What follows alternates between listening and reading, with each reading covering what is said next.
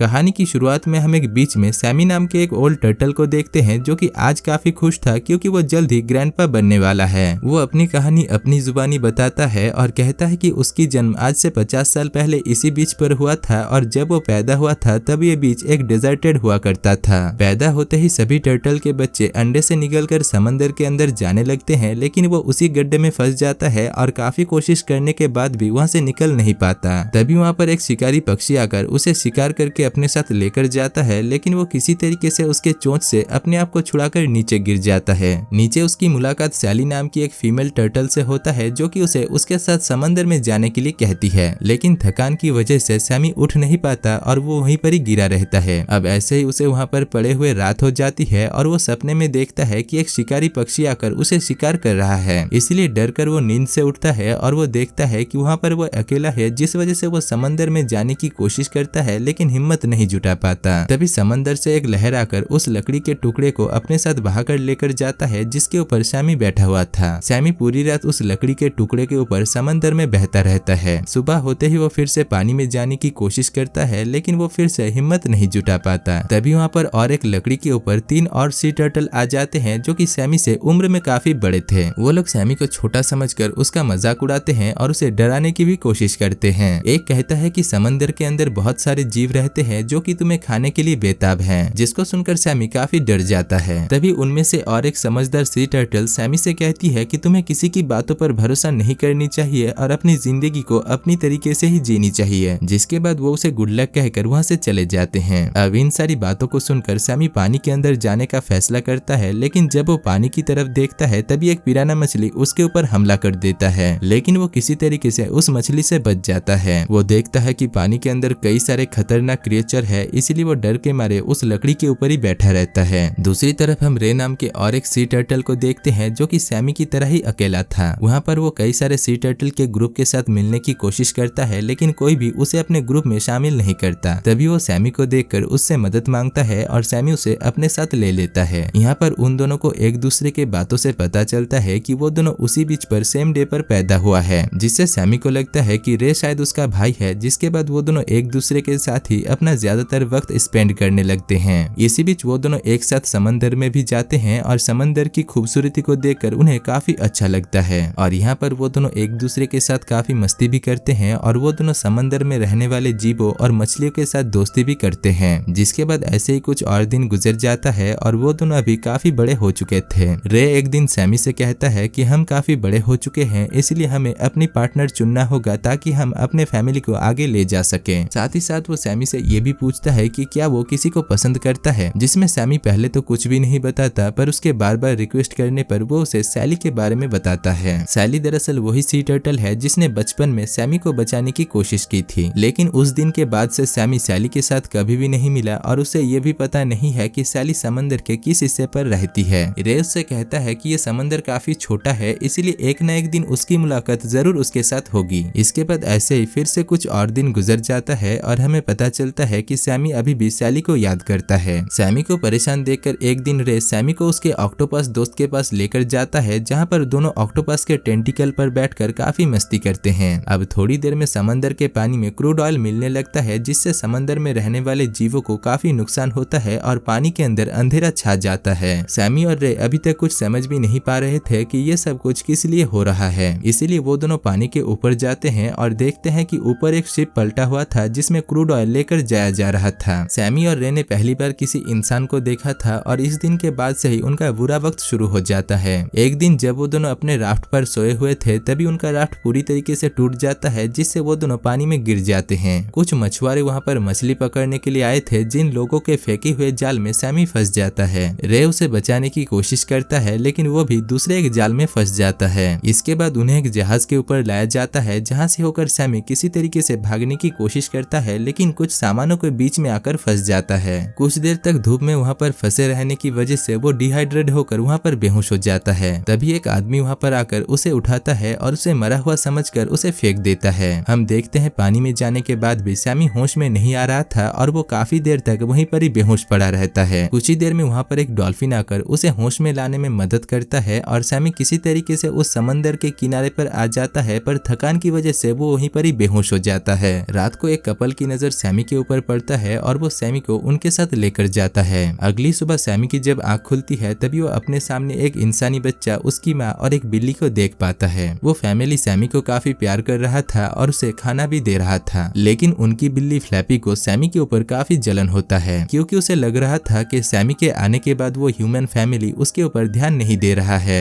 इसीलिए वो सैमी से कहता है कि तुम्हें इंसानों के ऊपर भरोसा करना नहीं चाहिए क्योंकि वो लोग मौका आने पर तुम्हें अपनी दावत बना सकते हैं। अब रात को उस बच्चे को जब उसकी माँ कहानी सुना रही थी तभी फ्लैफी सैमी के पास आकर उससे पूछता है कि उसने यहाँ से भागने का क्या फैसला किया। सैमी को दरअसल उसकी बातों पर भरोसा नहीं हो रहा था और उसे यहाँ पर काफी प्यार भी मिल रहा था, इसीलिए वो यहाँ से जाना नहीं चाहता था। जिसके बाद फ्लैपी उसे अपनी कहानी सुनाता है और कहता है कि वो भी समंदर से बचकर उसी की तरह ही यहाँ पर आया है। खैर एक दिन सैमी बीरा नाम की और एक सी टर्टल से मिलता है। बीरा उसे बताती है कि वो लोग यहाँ पर जानवरों की तरह कैद है और इंसान जब चाहे उनके ऊपर जोर दिखाते हैं। उसी दिन बीरा को समंदर में छोड़ दिया जाता है क्योंकि वो और सैमी एक साथ नहीं रह सकते थे। दूसरी तरफ फ्लैपी इस मौके का फायदा उठाकर सैमी से झूठ कहता है कि बीरा को इंसानों ने इसलिए छोड़ दिया क्योंकि उसकी खाल मोटी हो चुकी थी और इसीलिए उसकी टर्टल सूप नहीं बनाया जा सकता था, और अब क्योंकि सैमी की खाल नरम है इसलिए उसका टर्टल सूप बनाया जाएगा। उसी रात उस बीच में कुछ पुलिस ऑफिसर आकर उन सभी लोगों को वहाँ से भगा देते हैं। फ्लैपी सैमी के पास आकर कहता है कि यही सही मौका है, तुम यहाँ से भाग सकते हो, जिसके बाद सैमी वहीं पर ही छुप जाता है। इसके बाद ऐसे ही कुछ और दिन गुजर जाता है और सैमी अभी तक उस आइलैंड पर ही अकेला था, इसलिए वो थक हार कर समंदर के अंदर चला जाता है और लकड़ियों को खाकर अपना पेट भरता है। इसी बीच तूफान से एक प्लास्टिक उड़कर उसके ऊपर आकर गिरता है, जिससे वो प्लास्टिक के अंदर फंस जाता है। तभी वहाँ पर बीरा आकर उसकी मदद करती है और उसे किसी तरीके से उस प्लास्टिक से बाहर निकालती है। अब बीरा के साथ फिर से मिलकर सैमी को काफी अच्छा लगता है। यहाँ पर बीरा उसे समंदर की गहराइयों में लेकर जाती है जहाँ पर कई सारे सी फूड थे। अब जब वो दोनों वहाँ पर खाना खा रहे थे तभी वो एक सी टर्टल को भागते हुए देख पाते हैं जिसके पीछे एक शार्क पड़ा हुआ था। सैमी उस सी टर्टल को उस शार्क से बचने में मदद करता है और उसे लेकर एक छोटे से गुफा के अंदर घुस जाता है। दूसरी तरफ बीरा भी कैराटा जानती थी, इसीलिए वो उस शार्क को मारकर वहाँ से भगा देती है। इसके बाद बीरा उन दोनों को सही सलामत एक जगह पर छोड़कर वहाँ से चली जाती है। अब सैमी को उसके साथ बात करके पता चलता है कि वो और कोई नहीं बल्कि सैली है, जिसके साथ सैमी बचपन में मिला था। सैली भी उसे पहचान लेती है, जिसके बाद वो दोनों एक साथ समंदर में घूमने लगते हैं। इसी बीच सैमी सैली से कहता है कि वो पूरे दुनिया के समंदर में घूमना चाहता है, जिसको सुनकर सैली भी उसके साथ घूमने के लिए तैयार हो जाती है। यहाँ पर सैमी सैली से कहता है कि उन्हें पूरे दुनिया के समंदर को घूमने के लिए सीक्रेट पैसेज की जरूरत है, जिस वजह से वो दोनों सीक्रेट पैसेज की तलाश में वहाँ से निकल जाते हैं। रास्ते में वो एक सील से इसके बारे में पूछते हैं, लेकिन उसे सीक्रेट पैसेज के बारे में कुछ भी पता नहीं था, पर वो उन दोनों को इंसानी जहाजों के पास जाने के लिए कहता है जहाँ से उन्हें कुछ क्लू मिल सकता है। जिसके बाद वो दोनों कुछ मछुआरों के जहाज के पास पहुँचते हैं, लेकिन उन्हें वहाँ पर कुछ भी नहीं मिलता। इसीलिए वो दोनों आगे बढ़ते हैं और आगे जाकर वो लोग मीठे पानी तक पहुँच जाते हैं, जहाँ पर उन्हें कई सारे अजीब अजीब क्रिएचर भी देखने को मिलते हैं। इसी बीच एक पिराना मछलियों का झुंड उनके पीछे पड़ जाते हैं, लेकिन इससे पहले कि वो मछलियां सैमी को कुछ नुकसान पहुंचाते तभी वहाँ पर एक ईगल आकर सैमी को अपने साथ अपने घोंसले में लेकर जाता है। पेड़ के ऊपर से सैमी एक जहाज को देखता है, तभी वो पेड़ टूट जाने की वजह से वो नीचे पानी में गिर जाता है। वो दोनों एक दूसरे के साथ फिर से मिल गए थे, जिसके बाद वो दोनों उस जहाज का पीछा करते हैं, लेकिन उस जहाज में लगे हुए पंख में फंसकर वो दोनों एक दूसरे के साथ बिछड़ जाते हैं। सैमी सैली को ढूंढने की काफी कोशिश करता है और इसी चक्कर में वो समंदर के काफी अंदर पहुंच जाता है। धीरे धीरे वक्त गुजरता है और वो अभी सैली को ढूंढते हुए अंटार्कटिका तक पहुंच चुका था, लेकिन ठंड की वजह से उसकी हालत काफी खराब हो रही। तभी वहाँ पर कुछ इंसान उसे देख लेते हैं और उसे रेस्क्यू करके एनिमल हॉस्पिटल में लाया जाता है। यहाँ पर सैमी इतने दिनों के बाद सैली से मिलता है, जिसको भी उन इंसानों ने रेस्क्यू किया हुआ था। सैमी उससे बात करने की कोशिश करता है, लेकिन तब तक वो इंसान सैली को लेकर वहाँ से चले जाते हैं। आगे सैमी की मुलाकात फ्लैपी नाम की उसी बिल्ली से होता है, जिसके साथ वो मूवी के स्टार्टिंग में बीच साइड में मिला था। उस बिल्ली की मालकिन सैमी को पहचान लेती है और उसे फिर से समंदर में छोड़ देती है। अब समंदर में सैमी जब भटक रहा था, तभी दो सी टर्टल उसके पास आकर एक टर्टल को पिंजरे से निकालने में उसकी मदद मांगती है। सैमी जब उनके साथ जाता है तभी वो देखता है कि वो टर्टल और कोई नहीं बल्कि उसका दोस्त रे है, जिसके बाद वो उसे किसी तरीके से वहाँ से फ्री करता है। रे सैमी को अपनी पार्टनर रीटा से मिलाता है, जिसके साथ बात करने के दौरान सैमी उसे सैली के बारे में बताता है, जिसको सुनकर रीटा उससे कहती है कि उसने कुछ ही देर पहले सैली को यहाँ से जाते हुए देखा। सैमी उस रास्ते से होकर आगे बढ़ता है और आगे जाकर वो सैली को एक दूसरे सी टर्टल के साथ देखता है, जिससे उसे काफी बुरा लगता है और वो सैली से मिलने के लिए नहीं जाता है। पर तभी उसे पता चलता है कि वो दूसरा टर्टल और कोई नहीं बल्कि रॉबी है, जो सभी फीमेल टर्टल टर्टल के साथ फ्लर्ट करता है और वो सैली के साथ भी फ्लर्ट कर रहा था, जिसको जानने के बाद सैमी काफी खुश होता है और वो और सैली एक दूसरे को अपनी पार्टनर चुनते हैं। इसके बाद सीन शिफ्ट होकर हमें फिर से प्रेजेंट टाइम को दिखाया जाता है, जहाँ पर सैमी और रे अपने बच्चे को समंदर में लेकर जा रहे थे। इसी बीच एक टर्टल गड्ढे से बाहर नहीं आ पा रहा था और सैमी को उसको देखकर अपने बचपन की याद आती है। और दोस्तों, इसी के साथ ही इस मूवी की कहानी खत्म हो जाती है।